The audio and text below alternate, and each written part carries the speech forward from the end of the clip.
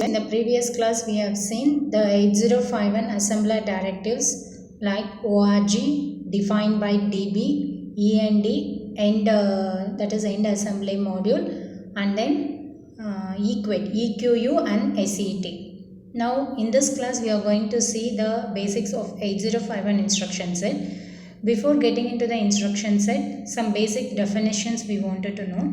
The first one is your instruction timings. So instruction timing is nothing but in 8051 microcontroller, you have a oscillator that defines the crystal frequency, that defines the speed of operation of your microcontroller. So here each instruction, how much time it takes, that is defined by the instruction timings.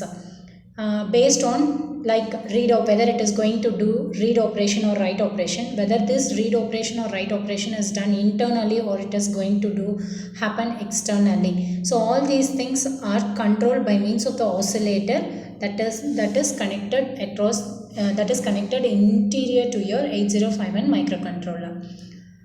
First one, to understand the concept of instruction timings, we need to know what is meant by T-state, what is meant by machine cycle, and what is meant by instruction cycle. So T-state is nothing but clock period. It is the clock period, and it is a subdivision of the operation performed in one clock period. Machine cycle means it is 12 oscillating periods. It means like the time taken to complete one machine cycle. So here it takes 12 oscillating, like this it will be 12. It says 1, 2, 3, 4, 5, like this it continues till 12. So machine cycle is defined as a oscillator period which is having 12 clock pulse. So it has consists of 6 states and each state lasts for 2 oscillator period. So a machine cycle consists of 6 states. It is total of 12 oscillating periods, and each machine state consists of 6 states, 6 and 2 oscillator periods. An instruction takes 1 to 4 machine cycle based on the amount of execution. For example, for example a simple instruction means it can access memory, so automatically it will take only 1 machine cycle. In case if you wanted to use move a comma at or not, so like this if you are using some instruction, this at represents it is the indirect addressing mode, and at or not in the sense it will have one where it is an address. So fetching this address 1 machine cycle and moving the data from that particular address to accumulator takes another machine cycle. So it is nothing but how the instructions are executed, whether it is accessing memory, internal memory or external memory. Based on that it is going to work out. Next is your instruction cycle. So next is the instruction cycle. Instruction cycle is nothing but the time taken to complete one execution of the instruction. For example, if I am writing it as move a comma b, so the time taken to complete this particular instruction execution is nothing but instruction cycle. And also it is there, here also you can tell about the machine cycle, how much machine cycle it is going to take. If 8051 is operated with 12 MHz, so 8051 microcontroller crystal oscillating frequency is 11. Oscillating frequency is 11.0592. So it is the crystal megahertz. It is your megahertz. It is the crystal oscillating frequency. For example, if you are using this 12 megahertz frequency, the clock period is going to be 0.08333 microseconds. Therefore, the time taken for one machine cycle will be 0.08333 microseconds multiplied by 12. That is multiplied by your crystal frequency will give time taken for one machine cycle. There are different types of, now we'll go for the different types of instruction set. The first one is your data transfer instruction. The first one is your data transfer instruction. Second one, arithmetic instruction. Third is your logical instruction. Fourth, branch instruction. Fifth, subroutine instruction. And sixth is your bit manipulation instruction. Data transfer instruction means moving a data from one register, moving a data from your source to destination. Usually, in case of your 8051 microcontroller, you will have a mnemonics, that is either MOV or ADD, like that mnemonics will be there, and this is your destination and it is your source. So whatever you are doing, suppose here you are writing it as MOV, it is nothing but moving a data from where? From source to destination. So source, your data will be moved from your source register or source address to your destination address.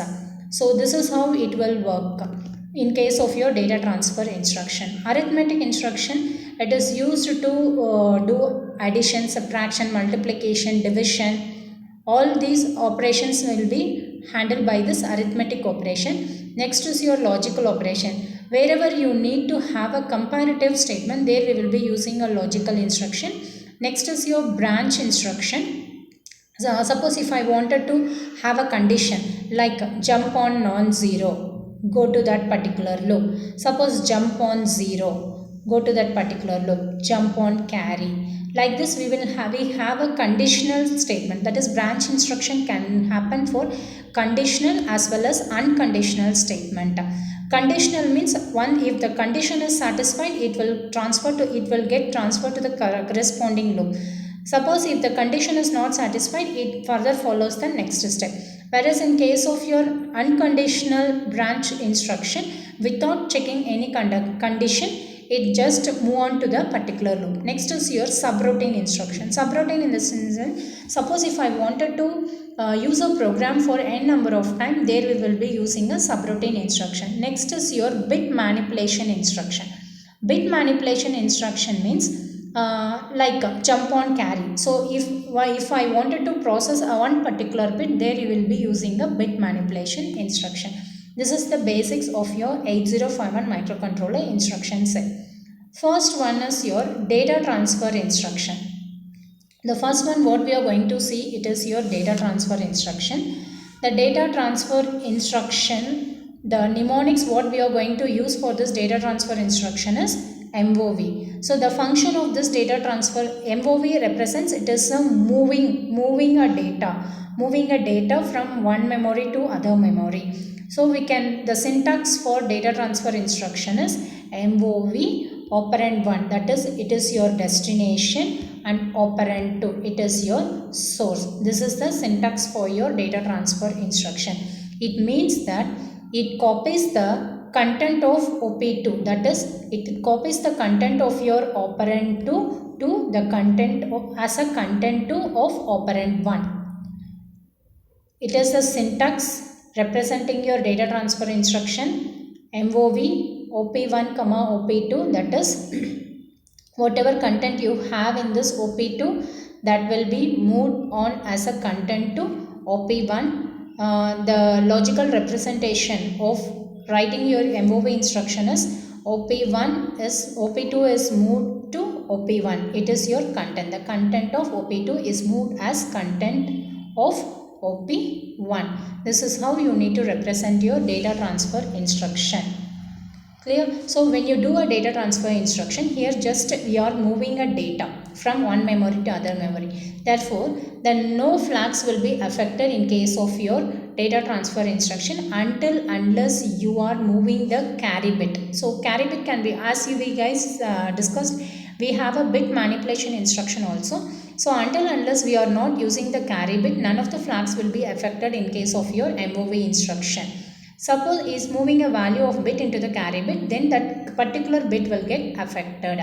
So this is identified. How whether the carry bit is set or reset, it can be identified by means of your PSW register. We all know that PSW is nothing but program status word. So program status word, it is a 8-bit. So we have discussed in the first chapter 8 bits 0, 1, 2, 3, 4, 0, 1, 2, 3, 4. 5, 6, 7, 8. So it starts with PSW.0. Here PSW.1, PSW.2, PSW.3, PSW.4, PSW.5, PSW.6, PSW.7, PSW.8. So PSW, it is the 8-bit word where it does many functions. So using this only you can identify which bank of register is selected, whether the carry flag is set or auxiliary carry flag is set, whether we are going to use a user defined flag, all these status can be notified with the word, that is with the word stored in your PSW word. So whether the carry bit, here the 8th bit is going to be carry, whether the carry bit is affected or not, we can identify with the help of the word that is stored with PSW. So it contains all the program flags. Next is your, we have different instructions shown over here. You could see here MOV. As we know, like we have different types of addressing modes. Whatever addressing here we are showing, it is a indirect addressing. For example, if I am writing it as MOV, I'll write one program so that you can understand the first instruction properly.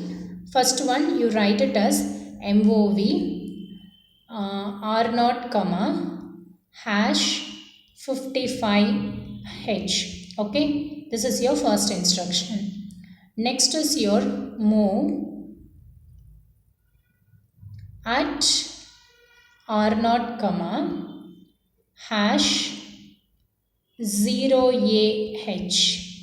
Okay, next one, move A,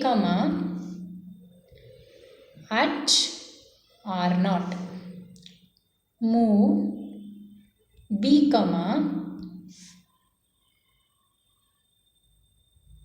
R0. Okay, now I'll explain step by step process what is happening with the program written. So when you, after executing your first instruction, your 55 value will be stored in your R0, that is the content of R0 will be 55. So we have a memory spacing. In case of your, in general purpose memory will be, it starts with 30H, 30, 31, 32, 33. General purpose RAM is there, right? So like this it will be there. So here it represents the address 55. It starts with 30, 31 like that, and it goes on till 55H. So R0 will be 55. So the addressing mode what we had shown in the first instruction is going to be your immediate addressing mode. Second one, move at R0, hash 0A. So hash 0A. 0A is nothing but your data. This particular data is stored in this at R0. So what is the value of R0? R0 is going to be 55. So at this 55th location, you are going to store the data 0AH. So 55 in this particular, after at you are supposed to use only the register R0 and R1. So R0 value was 55. So at 55, so you are going to store this particular data in 55th location. So 55th location will have the data 0AH. Now move A, at R0. So whatever you have at R0, what is your R0 here? 55. At this particular location, whatever you have, that will be moved on to the accumulator. So after executing your third instruction, the process is like the content of accumulator is going to be the content of R0. Why I am using content of R0 is, R0 is 55. So in this 55th location, what data is available, that will be moved on to the accumulator. Now what is your next? So it represents your indirect addressing mode. The next instruction is going to be MOV B, R0. What is your R0 value here? R0 is 55. So in this 50, it is your direct addressing mode. That is directly you are using the register addressing mode. 55th location, what data is there, that will be moved on to B register. This is how the instruction works. So in the next class, we will see some more instruction that handles by your data transfer instruction. Thank you, students.